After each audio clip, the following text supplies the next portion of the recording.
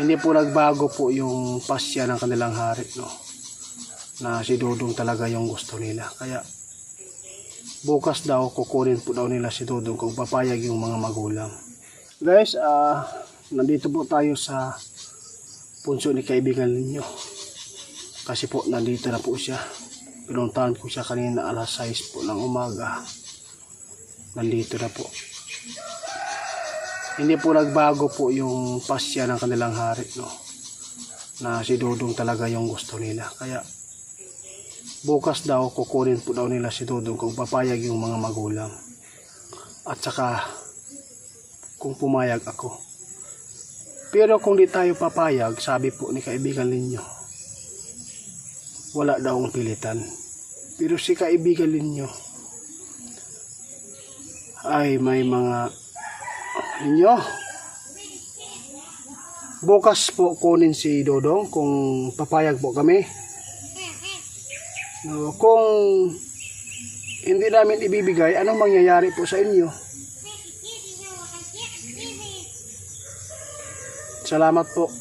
Guys, sabi ni Linyo guys, kung di man tayo pumayag at saka yung magulang ni Dudong, wala daw pilitan. Okay lang po daw. Pagkatapos Linyo, pag hindi makuha si Dudong, hindi madala sa kaharian, paano ka?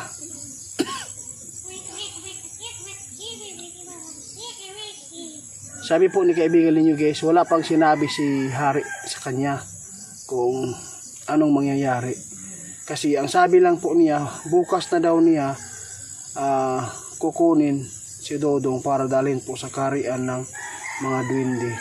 Tapos kung dili daw nato ihatag si Dudong, ang ipinapaabot ni kaibigan ninyo ay wala pa rin siyang alam kung makakabalik pa ba si Linyo at makakasama po natin dito sa park na to. Sige Linyo, kailan po namin po na malaman na ikaw ay ilalayo po sa hari ninyo sa amin?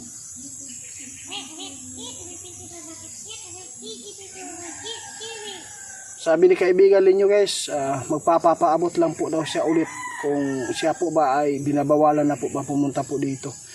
Kasi Linyo, buo na po yung pasya namin, no? Hindi man papayag yung magulang. Sabi ng magulang, kung makakauwi si Dudong mga ilang oras, pwede po sila, papayag po sila. Pero hindi po daw nila sure kung payagan po ng hari. Kasi ibibigay talaga nila si Dudong kapag 1 hour lang po yung time po na binigay po nila doon sa inyo. Baka po ba tuluyan ng mawalay po ang kanilang anak sa kanila? Linyo? Huwag po kayong mag-alala Linyo. Alam ko nasasaktan po kayo pero ano lang, intindihin po ninyo, tao po kami, mapagmahal po sa kapwa at saka mga kadugo namin. Kaya ipaabot mo lang sa amin kung hindi ka na papuntahin dito sa punso mo, no? Oo. Basta kung papayag daw ako guys, bukas daw kukunin na daw po si Juan Dudong ng kanilang hari. Pero di lang po tayo papayag dahil po hindi po natin alam kung anong mangyayari. Kaya ngayon guys, ano lang si Linyo, ato na lang ingnon nga, magpasensyahan na lang muna. Linyo, hindi po ba kayo na gagalit sa amin at saka na-open? Hindi po daw siya na-open guys, no? Kasi po hindi naman po siya ang hingi po ng kapalit. Sige lang, sabihin mo lang sa hari na hindi po kami titigil sa pag kung kinakailangan po ninyo kami, no?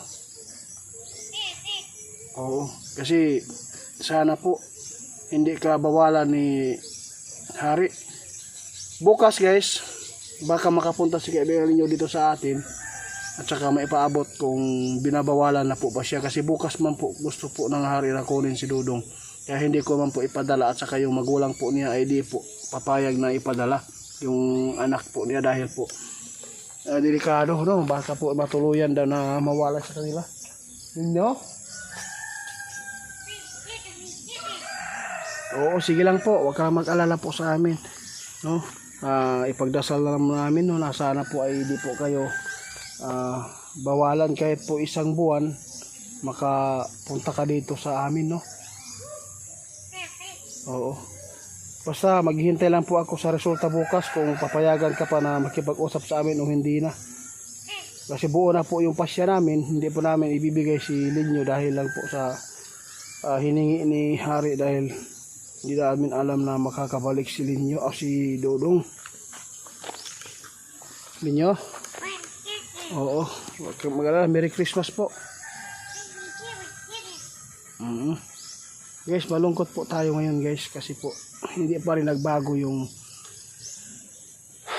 pasya ng Hari na si Dodong talaga yung gusto nila kunin. Bukas daw.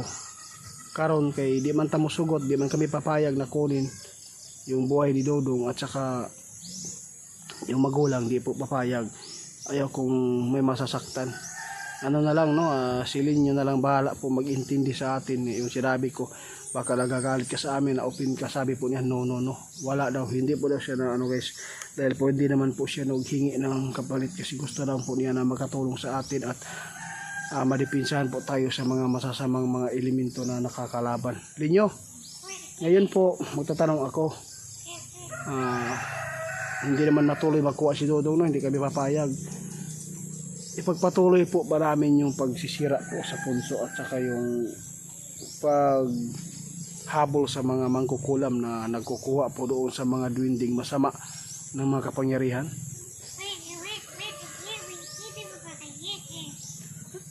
Sabi ni kaibigan ninyo guys, yung mission ninyo ipagpatuloy po ninyo yan kasi po nakakatulong daw po tayo dito sa mundo para po yung mga tao nakataglay po ng mga ganyan po na mga kapangyarihan tulad ng kulam, doon pala siya naghingi po sa mga duwinding masama. Ipagpatuloy po daw natin yan kasi po siya po talaga ngayon ang nag-uutos ng ganyan. Salamat kaibigan. O wag kang mag-alala kaibigan, ipagpatuloy po namin sana po, no? Kahit bawalan ka man ni Hari, wag kang mag-alala, hindi ka namin makakalimutan po. Oo, salamat po. Sabihin mo lang sa Hari na patawad sa hiningi po na hindi ko maibigay, no? Sana may pagbabago pa bukas ng pasya niya. Kahit di po madala si Dodong, at least po ay si ikaw, hindi po kayo babawalan po dito.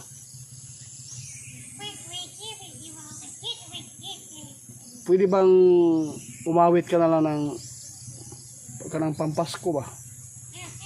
Sige, ikaw na bahala Linyo para po matuwa yung mga kaibigan po natin na supporters na naging nagmamahal po sa inyo.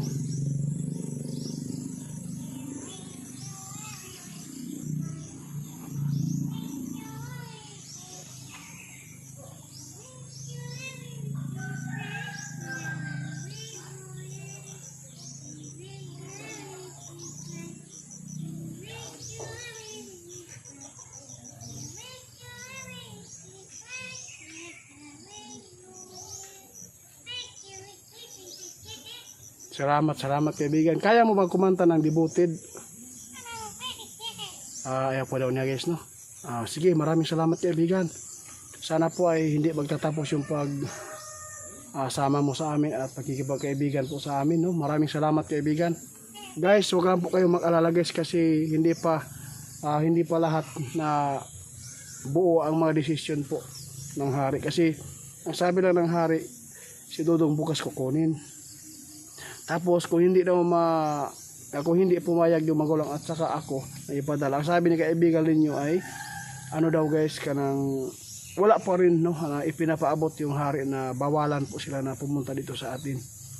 Basta abangan lang po natin yung mga karugtong dito. Salamat po sa inyong pagsama sa amin at pagmamahal ninyo. Salamat po, huwag kang mag-alala po. Ngayon po mag-uusap po tayo off air, off cam.